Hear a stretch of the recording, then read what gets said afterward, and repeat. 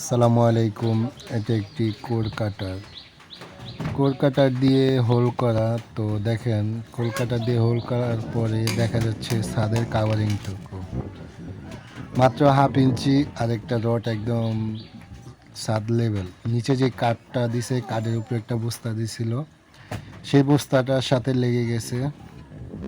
তো আসলে যারাই আমরা কষ্টের উপার্জিত টাকা দিয়ে এরকম বিল্ডিং করি, ঠিক মতো কাজ হয় না, কারণ ভুলভাল মিস্ত্রি নেওয়ার কারণে ঠিকভাবে কাজ হয় না। তো কষ্টের টাকা আসলে এভাবে নষ্ট করাটা ঠিক না, এভাবে ভুল কাজ করাটা ঠিক না, কারণ এটা আপনারই ক্ষতি।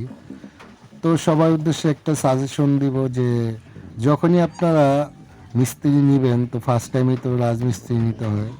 তো ভালো এবং দক্ষতা যে রাজমিস্ত্রিগুলো আছে তাদের সাথে যোগাযোগ করে তাদেরকে নেবেন, তাহলে আর এই ক্ষতিটা আপনাদের হবে না। 1/2 ইঞ্চি মাত্র কাভারিং হয়েছে এখানে, 1/2 ইঞ্চি।